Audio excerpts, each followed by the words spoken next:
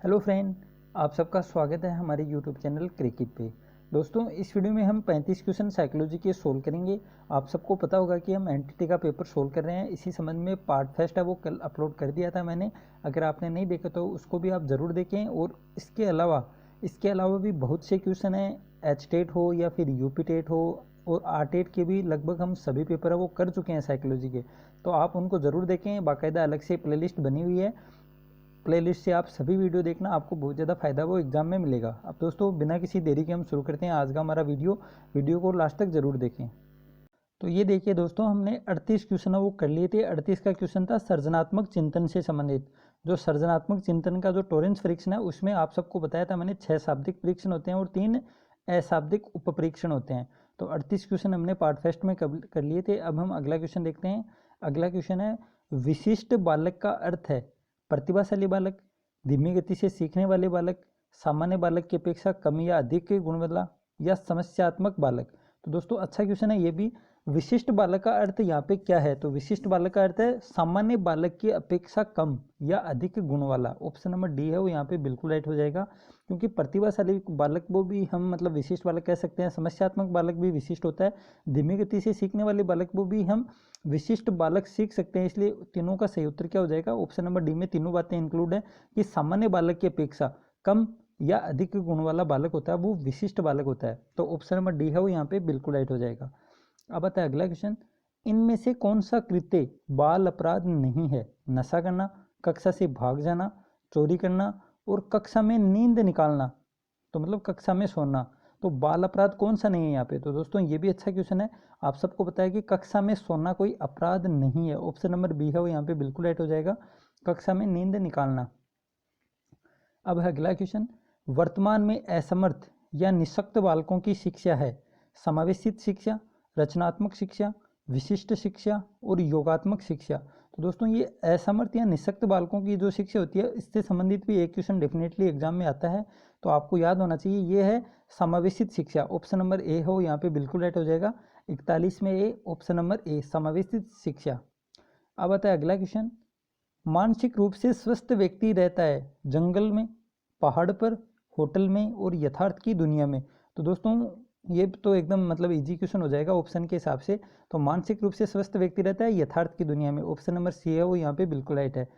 फिर है सिद्धांत जिसमें किसी समस्या के तात्कालिक समाधान को प्रमुखता दी जाती है, सामीप्यता का सिद्धांत, सक्रिय अनुक्रिया अधिगम सिद्धांत, सूझ का सिद्धांत या अनुबंधन सिद्धांत। तो अच्छा क्वेश्चन है दोस्तों इसमें। सिद्धांत जिसमें किसी समस्या के तत्कालिक समाधान को प्रमुखता दी जाती है। तो तत्कालिक समाधान आप सबको हिंट मिल गया है इस वर्ड में। तो ये होता है दोस्तों गेस्टाल्ट सिद्धांत या फिर सूझ का सिद्धांत, जिसमें मतलब किसी समस्या की प्रस्तुत होने पर अचानक से हमारे मन के अंदर सूझ आता है यार ऐसे करने पर काम वो हो सकता है। तो ये तत्कालिक समाधान होती है। तो तत्कालिक समाधान को प्रमुखता कौन सी सिद्धांत में दी गई है? सूझ का सिद्धांत। और सूझ के सिद्धांत को आप सबको पता है कि सबसे पहले वर्धमान ने बताया था और कोहलर और कोफका इसके सहयोगी थे। तो ऑप्शन नंबर डी है वो यहाँ पे बिल्कुल राइट हो जाएगा। अब आता है अगला क्वेश्चन, एक बालक समान कक्षा में कई वर्षों तक रहता है, वह किस प्रकार का विशिष्ट बालक है? मानसिक रूप से मंद बालक, पिछड़ा बालक, प्रतिभाशाली बालक और बाल अपराधी बालक। तो दोस्तों अच्छा क्वेश्चन है, सभी अच्छे क्वेश्चन है। मतलब 150 में से हम थोड़े बहुत निकाल दें तो अच्छे क्वेश्चन बहुत ज़्यादा हैं इसमें। आप जैसे सी, बी और डी तो बिल्कुल नहीं होगा। तो एक बालक समान कक्षा में कई वर्षों तक रहता है, तो या तो है वो मानसिक रूप से मंद बालक या फिर है पिछड़ा बालक। तो यहाँ पे हो जाएगा दोस्तों पिछड़ा बालक। मानसिक रूप से मंद बालक नहीं होता है, ये पिछड़ा बालक होता है। ऑप्शन नंबर सी है वो यहाँ पे बिल्कुल राइट हो जाएगा। तो इसी प्रकार के जो कन्फ्यूजन वाले क्वेश्चन है वो आपको इस पेपर में ज़्यादा मिलेंगे। तो आपको मतलब सभी डाउट हैं वो अपने आप क्लियर हो जाएंगे। तो समान कक्षा में कई वर्षों तक रहता है, मतलब समान कक्षा मतलब ये है कि कोई बच्चा वो 10वीं 2 बार में करता है, 11वीं 2 बार में करता है, ये समान कक्षा में कई वर्षों तक रहने से अर्थ हो गया। तो यह होता है पिछड़ा बालक। तो 44 के क्वेश्चन का सही आंसर हो जाएगा ऑप्शन नंबर सी, पिछड़ा बालक। अब आता है अगला क्वेश्चन, एक कक्षा में अध्यापक ने केशव को पाठ पढ़ने के लिए कहा। केशव को सभी शब्द विवर्त रूप में दिखाई देते हैं जिसके कारण वह पाठ पढ़ नहीं पाता था। यह विशेषता है डिस्ग्राफिया की, डिस्कैलकुलेलिया की, डिस्प्रेक्सिया की और डिसलेक्सिया की। तो दोस्तों एक ये फेवरेट क्वेश्चन है, हर एग्जाम में आता है। आपको ये 4-5 वर्ड हैं वो एकदम से रट लेने हैं और इसका क्या अर्थ होता है ये सब आपको ध्यान में होने चाहिए, क्योंकि इससे संबंधित भी एक क्वेश्चन डेफिनेटली आपके एग्जाम में आने वाला है। तो इसमें पाठ पढ़ने के लिए कहा जाता है। तो केशव को सभी शब्द विवर्त रूप में दिखाई देते हैं, जिसके कारण वह पाठ पढ़ नहीं पाता है। तो पढ़ने से संबंधित आप सबको है कि विकार कौन सा है, डिसलेक्सिया। पढ़ने से संबंधित विकार होता है डिसलेक्सिया में। ऑप्शन नंबर बी है वो यहाँ पे बिल्कुल राइट हो जाएगा। पढ़ने से संबंधित विकार होता है डिसलेक्सिया, और लिखने से संबंधित होता है डिस्ग्राफिया, और गणित से संबंधित जो विकार होते हैं वो होता है डिसकैलकुलेलिया। तो हमने सभी की व्याख्या भी कर ली है, यहाँ पे ऑप्शन नंबर बी है वो राइट हो जाएगा। अब आता है अगला क्वेश्चन, मानसिक स्वास्थ्य का लक्षण नहीं है सहनशीलता, आत्मविश्वास, अपरिपक्वता और सामंजस्य की योग्यता।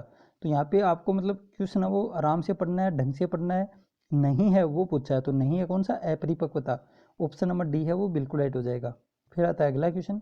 इसमें दोस्तों थोड़े क्वेश्चन है वो मतलब साइज है वो महीन है, इसलिए दिख रहे थोड़ी कमी है, लेकिन आप आराम से अच्छी क्वालिटी में देखना, आपको क्वेश्चन है वो पूरे ढंग से दिख जाएंगे। अब पेपर में इसी प्रकार का फॉन्ट है, तो इसमें मैं भी कुछ नहीं कर सकता, मैंने काफ़ी जूम कर रखा है।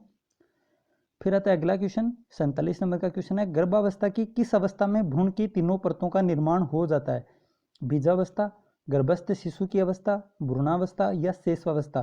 तो दोस्तों आप सबको पता है कि लास्ट टाइम भी रीट में एक क्वेश्चन आया था जिसमें वो जीन वाला क्वेश्चन था। तो आप सबको पता है कि ये भी इंपॉर्टेंट चीज़ है, एक क्वेश्चन इसमें से भी आता है, हर बार आता है। आपने अगर पेपर नहीं देखे तो आप देख लेना, आर्ट के पेपर दोनों और रीट के दोनों पेपर मैंने करवा दिए हैं, अलग से प्लेलिस्ट बनी हुई है, आप उनको जरूर देखें। और दोस्तों विभिन्न गाइडों में अलग अलग आंसर भी हैं, कई क्वेश्चन के आपने अगर गाइड पढ़ी है तो आपको पता भी होगा। कुछ क्वेश्चन के मतलब बाद में जो बोर्ड ने रिपीटेड आंसर की जारी करता है, फाइनल आंसर की जारी करता है, तो उसमें कुछ क्वेश्चन के आंसर चेंज किए थे, लेकिन गाइडों ने चेंज नहीं किए हैं। तो आप ये वीडियो जरूर देखें, प्लेलिस्ट बनी हुई है। तो कम से कम आर्ट वाले पेपर तो आपको करने ही हैं। अब आता है दोस्तों इस क्वेश्चन की हम बात करें तो भ्रूण की तीनों परतों का निर्माण कौन सी अवस्था में हो जाता है। तो सबसे पहले तो दोस्तों आप सबको पता है कि बीज का निर्माण होता है, उसके बाद भ्रूण बनता है। तो इसमें हो जाएगा 47 के अंदर भ्रूणावस्था। ऑप्शन नंबर बी है वो यहाँ पे बिल्कुल राइट हो जाएगा, भ्रूणावस्था। अब बात करते हैं दोस्तों अगले क्वेश्चन की। 47 के अंदर मैंने आपको बता दिया कि तीनों परतों का निर्माण कौन सी अवस्था में होता है। तो भ्रूणावस्था में निर्माण वो हो जाता है। सबसे पहले बीज का निर्माण होता है, जिसको हम युक्ता भी कहते हैं, जाइगोट कहते हैं। तो वो तो होती है पहली अवस्था। उसके बाद आती है भ्रूणावस्था, जो लगभग 2.5 महीने तक शायद रहती है, 15 दिन से लेकर 2 महीने तक, जिसको हम भ्रूणावस्था कहते हैं, जिसकी कुल अवधि आपको ध्यान में रखनी चाहिए। हो सकता है कि आपको दिन पूछ ले। तो भ्रूणावस्था की जो अवधि होती है वो 45 दिन की होती है, जबकि बीजावस्था होती है वो 15 दिन की होती है। तो शुरू के 15 दिन तो बीजावस्था होती है, और 15 दिन से लेकर 2 महीने तक भ्रूणावस्था होती है। तो आप सबको ये चीज़ है वो ढंग से पढ़नी है और ढंग से याद रखनी है। एक क्वेश्चन आपको डेफिनेटली इसमें से मिलेगा। अब बात करते हैं अगले क्वेश्चन की। मुझे एक बालक दो, मैं उसे जैसा चाहूँ वैसा बना सकता हूँ, यह कथन किसने दिया है। तो दोस्तों बहुत ही इजी क्वेश्चन है, ये कथन है वाटसन का। ऑप्शन नंबर डी है वो यहाँ पे बिल्कुल राइट हो जाएगा। ये कथन है वो वाटसन का दिया हुआ है। अब बात करते हैं अगले क्वेश्चन की। संप्रेषण से आशय है मनोरंजन, विचारों का आदान प्रदान, ए व बी दोनों, और उपरोक्त में से कोई नहीं। तो दोस्तों संप्रेषण वाली यूनिट आपके नहीं है, रीट के सिलेबस में ये संप्रेषण वाली यूनिट नहीं है, जबकि फर्स्ट ग्रेड में है। तो फर्स्ट ग्रेड की भी अगर आप तैयारी करते हैं आगे जाकर, आप सबको पता है कि वैकेंसी जल्दी आने वाली है, तो आपके लिए काम के हैं क्वेश्चन। तो इसमें हो जाएगा दोस्तों विचारों का आदान प्रदान। ऑप्शन नंबर बी है वो यहाँ पे बिल्कुल राइट हो जाएगा। विचारों का आदान प्रदान है वो संप्रेषण होता है। अब है अगला क्वेश्चन 50वां। निम्न में से कौन सी शेषावस्था की विशेषता नहीं है। शारीरिक विकास में तीव्रता, मानसिक क्रियाओं में तीव्रता, नैतिकता की पूर्णता और दूसरों पर निर्भरता। तो दोस्तों बहुत ही इजी क्वेश्चन है। बच्चे हैं वो शेषावस्था में अनैतिक होते हैं, नैतिकता की उनको जरा भी मतलब समझ नहीं होती है। तो नैतिकता की पूर्णता ये बात बिल्कुल गलत है, शेषावस्था की विशेषता नहीं होती है। ऑप्शन नंबर डी है वो यहाँ पे बिल्कुल राइट हो जाएगा। अब हम बात करते हैं अगले क्वेश्चन की। इन्फेंसी या शेषावस्था होती है 5 वर्ष तक, 12 वर्ष तक, 21 वर्ष तक, और इनमें से कोई नहीं। तो दोस्तों ये भी अच्छा क्वेश्चन है और इजी क्वेश्चन है। मतलब शेषावस्था होती है वो 5 वर्ष तक होती है। ऑप्शन नंबर ए है वो यहाँ पे बिल्कुल राइट हो जाएगा। फिर आता है दोस्तों अगला question, question number 52। Maria Montessori के अनुसार विद्यालय उपकरण शिक्षकों की तुलना में अधिक महत्वपूर्ण है। मनोविज्ञान का ज्ञान शिक्षकों के लिए उपयोगी होगा। शिक्षकों को विद्यार्थियों के व्यवहार में गहरी रुचि के साथ हस्तक्षेप करना चाहिए, और शिक्षकों के लिए प्रयोगात्मक मनोविज्ञान का ज्ञान आवश्यक है। तो दोस्तों ये क्वेश्चन भी अच्छा है। आप सबको पता है कि ये शिक्षण वीडियो में क्वेश्चन आपके आ सकते हैं। तो यहाँ पे हो जाएगा शिक्षकों के लिए प्रयोगात्मक मनोविज्ञान का ज्ञान आवश्यक है। ऑप्शन नंबर डी है वो यहाँ पे बिल्कुल राइट है। ऑप्शन नंबर डी, शिक्षकों के लिए प्रयोगात्मक मनोविज्ञान का ज्ञान आवश्यक है, ये बात कही है मोरिया मोंटेसरी ने। फिर आता है अगला क्वेश्चन, 20वीं शताब्दी को बालक की शताब्दी कहा जाता है, किसने कहा है? रूसो, वेलेंटाइन, स्टेन और क्रो एंड क्रो। तो दोस्तों 20वीं शताब्दी को बालक की शताब्दी आप सबको पता है किसने कहा है, तो यहाँ पे हो जाएगा crow and crow. Option number D है वो यहाँ पे बिल्कुल राइट है। क्रो एंड क्रो महोदय ने कहा कि 20वीं शताब्दी है वो बालक की शताब्दी है। फिर आता है अगला क्वेश्चन, एक बालक की भूरी आंखें हैं, उसके जुड़वा भाई की नीली आंखें हैं। यह जानकारी से एक व्यक्ति यह निर्णय लेता है कि दोनों बालक समय क्या है, ये समयमज हैं, बंद यमज हैं, संयुक्त यमज हैं और असामान्य यमज हैं। तो दोस्तों आप यमज क्या होता है ये तो आप ही जाने, ट्विंस है मतलब इंग्लिश वाला देखें आप, इंग्लिश वाला ट्विंस मतलब जुड़वा। तो दोस्तों इसका आंसर हो जाएगा ऑप्शन नंबर बी, बंद यमज हैं। ऑप्शन नंबर बी है वो यहाँ पे बिल्कुल राइट है इस आंसर का कि एक बालक की तो भूरी आंखें हैं जबकि उसके जुड़वा भाई की नीली आंखें हैं।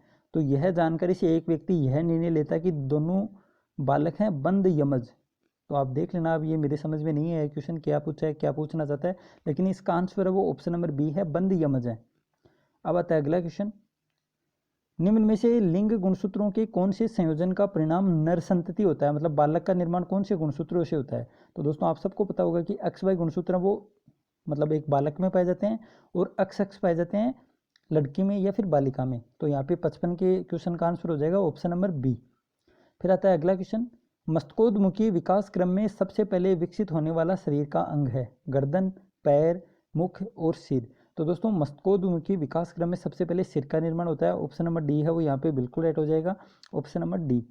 दोस्तों आप सबको पता है ये पेपर है वो एनटीटी वाला है, तो इसमें सबसे ज़्यादा बच्चे जो मतलब गर्भावस्था काल से लेकर ज़्यादातर 7-8 साल की उम्र वाले क्वेश्चन है वो इसमें ज़्यादा मिलेंगे आपको, और सबसे ज़्यादा कन्फ्यूजन भी इसी में होता है। जैसे लास्ट टाइम क्वेश्चन आया था कि बच्चा वो पहला सार्थक शब्द कौन से महीने में बोलता है, तो इस प्रकार के क्वेश्चन आपको इस पेपर में मिलेंगे और आपको पहले मिले भी होंगे कि ज्यामिति आकृतियाँ कितनी उम्र में बनाता है।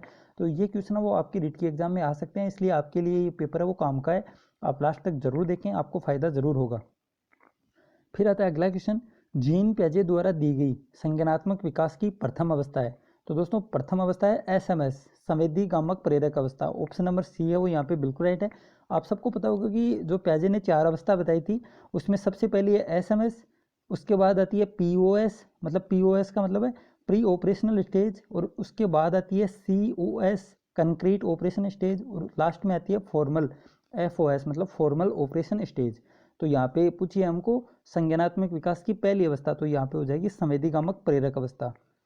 अब बात करते हैं अगले क्वेश्चन की, क्वेश्चन नंबर 58, परिपक्वता जिसका दूसरा नाम है क्षमता का विकास, शारीरिक विकास, बढ़ती आयु और मानसिक विकास। तो दोस्तों परिपक्वता का दूसरा नाम क्या है, तो यहाँ पे हो जाएगा ऑप्शन नंबर ए, क्षमता का विकास, डेवलपमेंट ऑफ कैपेसिटी। ये भी अच्छा क्वेश्चन है दोस्तों। आप सबको पता है कि कुछ कन्फ्यूजन हो सकता है कि परिपक्वता का अर्थ है वो बढ़ती आयु से लगा ले या फिर शारीरिक विकास से भी हम लगा सकते हैं, लेकिन इसका ऑफिशियल आंसर क्या है, क्षमता का विकास, development of capacity. Option number A है वो 58 के क्वेश्चन में राइट होगा। अब हम बात करते हैं अगले क्वेश्चन की, किंडरगार्टन शब्द का अर्थ है खेल विद्यालय, बच्चों का बगीचा, शिशुओं का विद्यालय और किड्स विद्यालय। तो दोस्तों ये भी अच्छा क्वेश्चन है, तो इसका अर्थ हो जाएगा बच्चों का बगीचा। किंडरगार्टन का अर्थ होता है बच्चों का बगीचा, बच्चों का बगीचा। तो दोस्तों ये भी अच्छा क्वेश्चन है कि किंडरगार्टन का अर्थ होता है बच्चों का बगीचा। अब हम बात करते हैं अगले क्वेश्चन की, क्वेश्चन नंबर 60, एक बालक जो कि शारीरिक रूप से कमजोर है में सांवेगिक, सामाजिक एवं मानसिक विकास भी निम्न स्तरीय है। यह उदाहरण विकास के किस सिद्धांत को प्रदर्शित करता है? एकीकरण का सिद्धांत, निरंतरता का सिद्धांत, एक रूपता का सिद्धांत और अंतर संबंधता का सिद्धांत। तो दोस्तों ये भी बहुत ही शानदार क्वेश्चन है। यहाँ पे क्या पूछा है कि एक बालक जो कि शारीरिक रूप से कमजोर है में सांवेगिक, सामाजिक, मानसिक विकास भी निम्न स्तरीय है, मतलब सभी आपस में संबंधित हैं, सभी कमजोर हैं, मतलब सभी प्रकार के विकास चाहिए, वो शारीरिक है, सामूहिक है, सामाजिक है, मानसिक है, सभी विकास में कमजोर है। तो ये हो जाएगा दोस्तों अंतर संबंधता का सिद्धांत है। जो शारीरिक रूप से कमजोर होगा बालक वो मानसिक रूप से भी कमजोर होगा। आप सबको पता है पहला सुख निरोगी काया, तो जिसका मतलब शरीर ही स्वस्थ नहीं होगा तो उसका मानसिक विकास भी कमजोर ही रहेगा। तो यहाँ पे हो जाएगा अंतर संबंधता का सिद्धांत, ऑप्शन नंबर बी है वो यहाँ पे बिल्कुल राइट हो जाएगा। अब हम बात करते हैं अगले क्वेश्चन की, क्वेश्चन नंबर 61, निम्न में से कौन सा विकास की गर्भावस्था के सही क्रम को प्रदर्शित करता है? गर्भावस्था के सही क्रम को कौन प्रदर्शित करता है? तो सबसे पहले आप सबको मैंने पहले ही बता दिया कि बीजावस्था सबसे पहले होती है। बीजावस्था के बाद आता है भ्रूणावस्था, फिर आता है गर्भस्थ शिशु की अवस्था, मतलब ऑप्शन नंबर बी है वो यहाँ पे बिल्कुल राइट हो जाएगा।